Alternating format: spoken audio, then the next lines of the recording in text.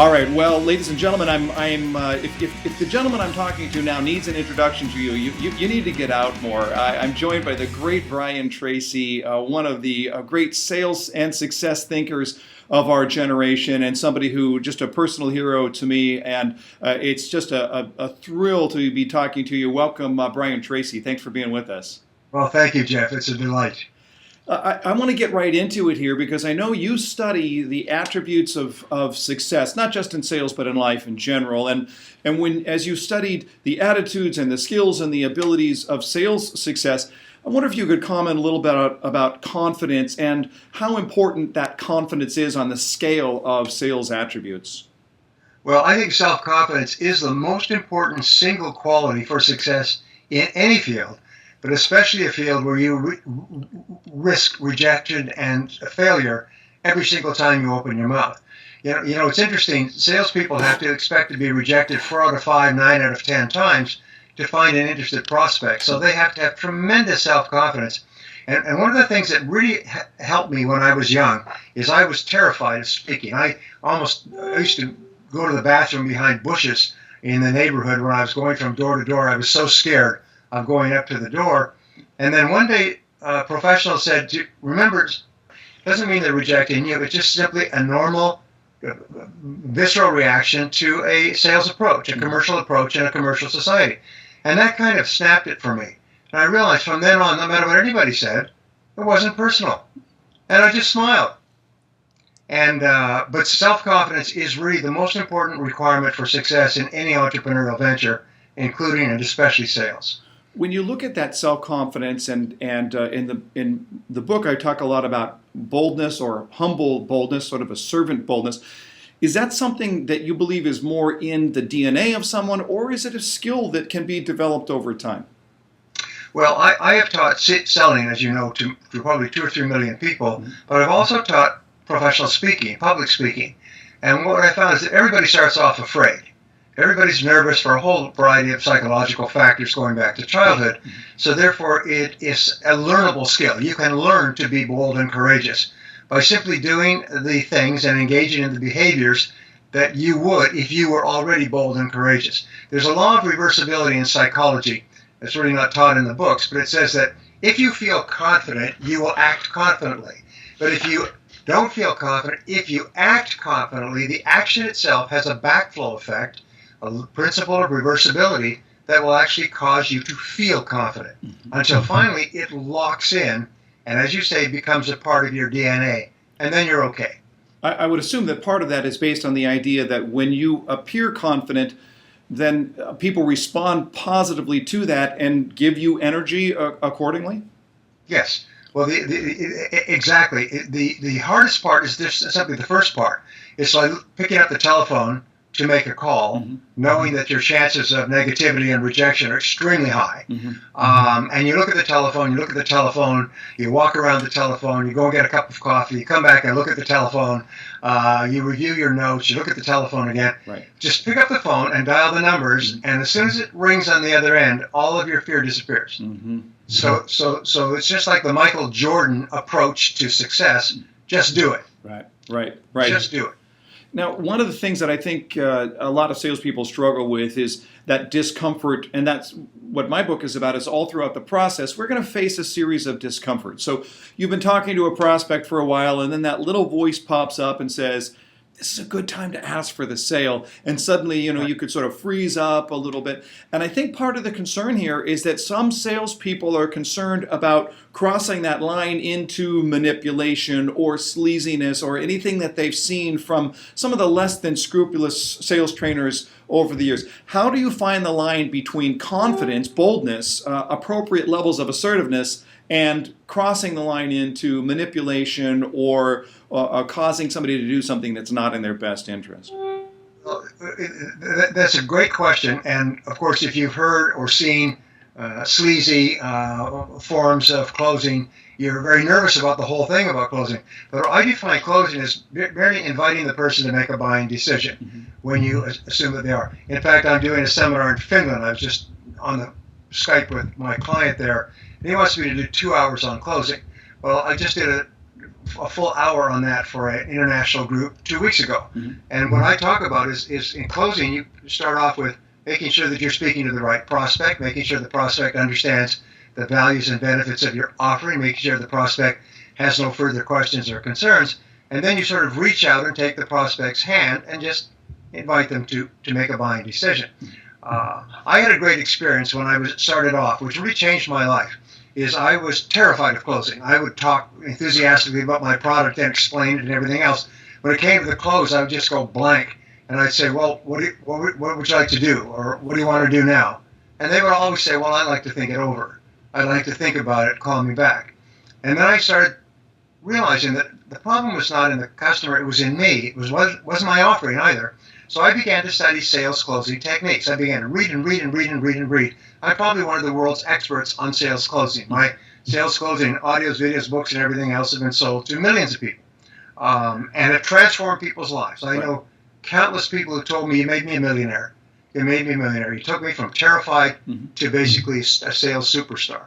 Well, so one of the experiences that I had, Jeff, is very simple, is I would make my presentation. They'd always say, "Well, let me think about it. Call me back." And I came across this closing technique in the morning when I was reading before I went selling, and it said, once you've made your sales presentation, there is nothing more for the client to know. There's nothing that they will ever learn that will enable them to make a better decision than they could if you asked them for it right now. So the next time I spoke to a client, the first thing I said is, "Well, let me think about it. Call me back." I'd say, "I'm sorry, sir, I don't make callbacks." And I remember I had my heart was pounding because I had made a decision. This is what I was going to say. I was making about 3 sales a week at this time, cold calling, going from office to office. I said, "I'm sorry, I don't make callbacks." He said, "What?" I still remember his face. He said, "What?" I said, "Sir," I said, "everything you could possibly need to know about making a decision, you already know. You will not learn anything new when I leave. So either it's a good idea for you or it's not. Why don't you give it a try?"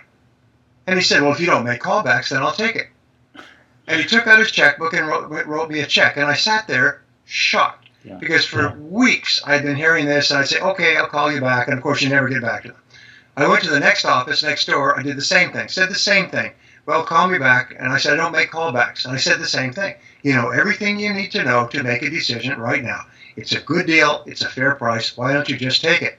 He said, "Well, if you don't make callbacks, I'll just buy it now." And then I went to the third office. I made 3 sales in 45 minutes. I've been making 3 sales a week, knocking on doors 10 or 12 hours a day, and I made 3 sales in 45 minutes, just simply by learning a closing technique. And for me, the dam broke. From then on, I became an animal for understanding the proper wording. And this is the key, is you've got to know the words. I've had thousands of people come to me and say to me something to the equivalent of, "I learned the words. I remembered the words. I listened to your material. I read the material, and I had the words, and I used the words. I said the words, and I made the sale." When you've got the words, it's almost like knowing the phone number or the combination to the lock.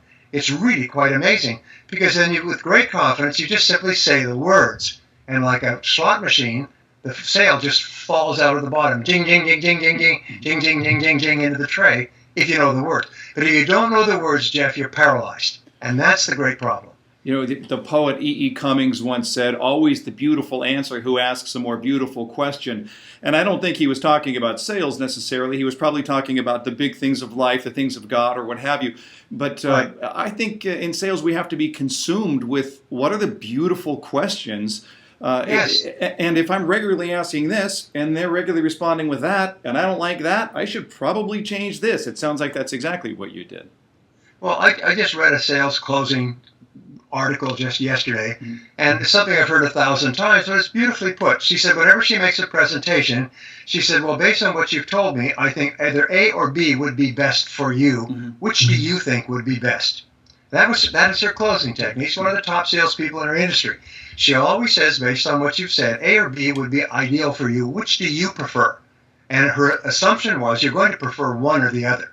It's not do you want it or not. Which do you prefer? We call this the alternative close or the preference close. And it's amazing how many people, when given a choice between A and B, will choose A or B. Right. As opposed to, and the best closing technique that I've ever heard, which is so low-key, low pressure, no pressure, is called the Invitational Close. And it's basically, do you have any questions or concerns that I haven't covered? Person says no. You say, well, then why don't you give it a try?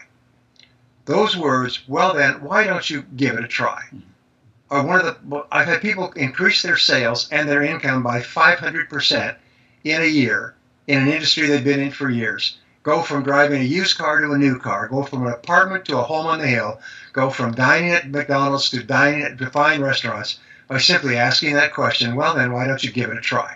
Seems like a good idea. Why don't you give it a try? Right. And they were just astonished at how many people said, sure, why not? They walk out for the first few times dazed at how easy the sale is if you know the words. Right. Last question here, and I thank you so much for the time. Part of this is certainly the technique. It's the words. It's critical.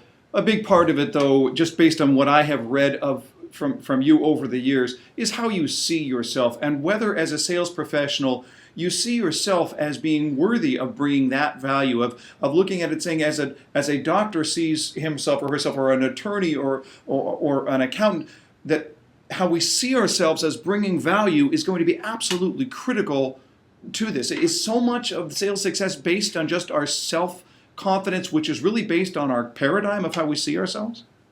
Yes, it's a combination. I've taught this for years. I call it programming for success, or mental programming for success. In selling, the most important factor is that you really believe in their product.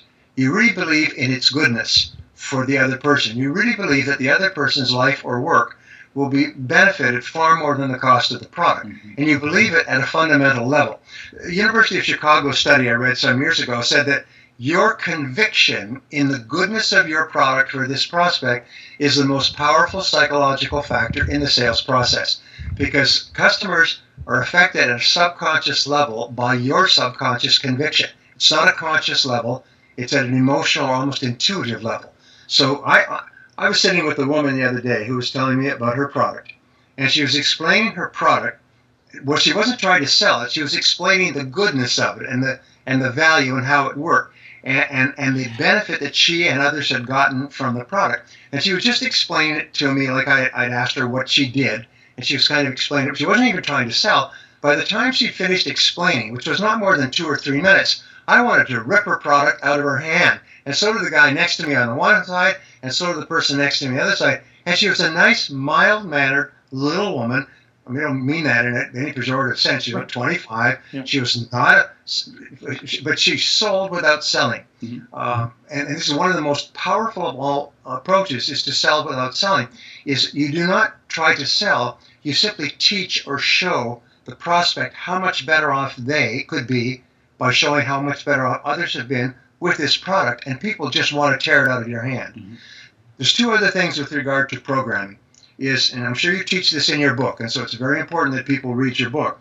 One is that the person you see is the person you will be. Yeah. So if you mentally see yourself as a top professional, calm, confident, relaxed, positive, optimistic, cheerful, selling an incredibly valuable product, and you feed that picture into your mind, it will actually reorganize your self-concept and your self-image, so you will behave that way in a sales situation.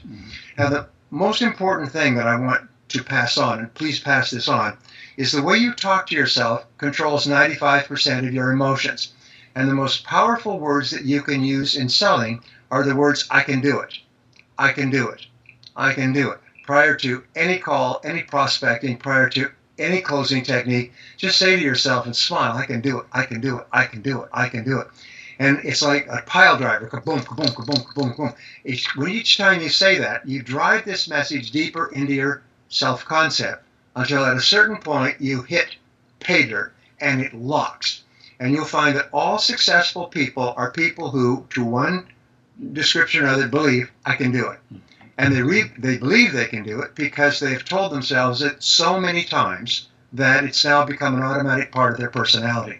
So it's the most important thing you can learn in developing self-confidence and a positive self-image is just keep saying to yourself, I can do it. I can do this. I can do anything I put my mind to. I can do it. I can do it. I can do it. And it's the opposite. It is actually like a seesaw. Is as your confidence goes up, I can do it. I can do it. I can do it. Your fears go down, down, down, until your self-confidence overwhelms the fears that might cause you to hesitate. Sage advice from the legendary Brian Tracy. Mr. Tracy, thank you so very much for giving up your valuable time. Really, really appreciate it. Thank you, sir. It's a pleasure, Jeff. You and all of our friends out there, go out and kick some butt. Thank you so much.